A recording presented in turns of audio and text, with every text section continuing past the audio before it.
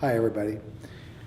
I asked Matt to grab the camera today, and I wanted to videotape a few minutes and talk a little bit about the upcoming spring symposium. It's scheduled here in Lincoln on April 20th through the 21st. And this year's symposium, I believe this is the 9th annual Interdisciplinary Integration Symposium that we've had here in Lincoln. I'm excited about. And today I had two great patients that came from out of town. They saw both myself and Dr. Heidi Wise. And their number one issue was dizziness. They had vertigo issues. They had histories of ankle issues. They really had no concussions. They're average, everyday people like you and me trying to make a living and having difficulty with their concentration, their ability to understand how to move with proper sequence of activity coming from their ankle, their pelvis, and their upper quadrants, and that would include the head and neck. It was such a good day, and it was a good day because we worked on getting them to appreciate what they sense better on one side of their body by reducing the sensory input that they're receiving on the other side. And it was remarkable how quickly they could let things drop off and how quickly they could experience what we were trying to get through with a normal PRI training program that included techniques to repattern them. So because of the day I had and because of the upcoming symposium, I thought I'd just pull you in a little bit and tell you a little bit about what I'm going to talk about. So the presentations I'm responsible for have to deal with afferentation and disafferentation. In other words, what do we actually sense when we move forward in locomotion or when we're standing on both of our feet?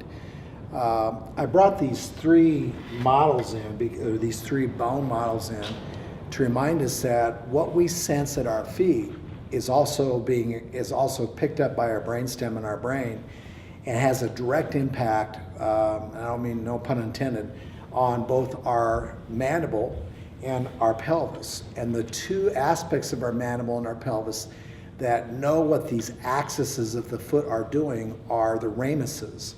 We have a ramus in both sides of our mandible. We have a ramus on the right side, and we have a ramus on the left side.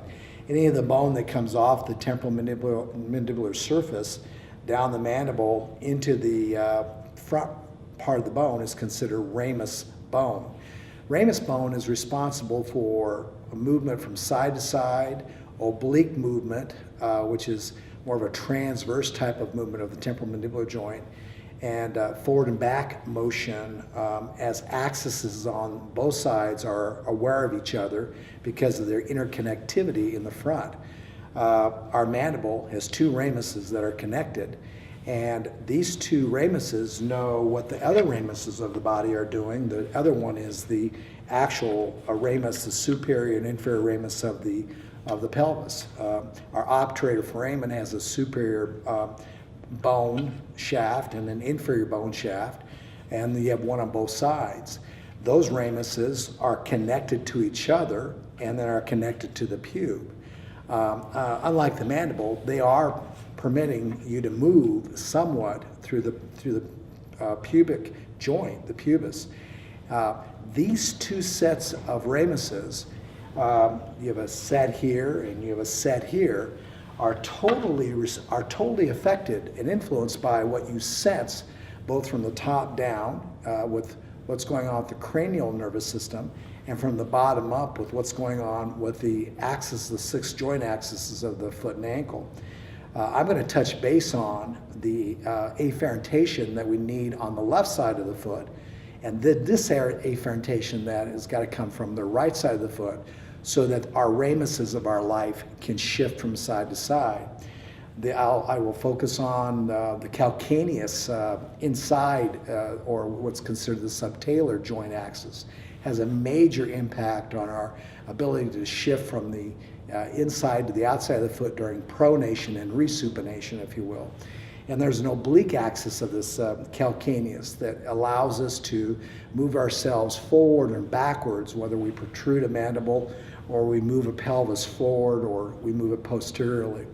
And the other axis I think is really big is this talocrural axis that gives you a sense of your toes, all of your toes. Now, those three axes of the 6 gives us the sensory input that we need for proper single leg stance activities, and more importantly, proper input to the pelvis and to the cranium on how we advance ourselves with correct triplanar movement. All that can be influenced by how you sense something too much or how we sense something too poorly. So hypersensitivity and hyposensitivity as it relates to the way we're patterned can create a lot of disharmony in the way we move. This particular symposium is going to talk about people that are imbalanced and have poor balance secondary to things that they have to overcorrect because of the lack of sensory input, specifically coming from the floor up, if you will, and lack of sensory integration, if you will, from the top down. So I just wanted to tell you we had a great day today. These 2 patients came in, and the first thing we did was we made sure that they could sense the 3 axes of their ankle joint correctly so their pelvis could function better, so their mandibles could allow the cranium, the temporal bones to move unrestricted, and it was pretty powerful.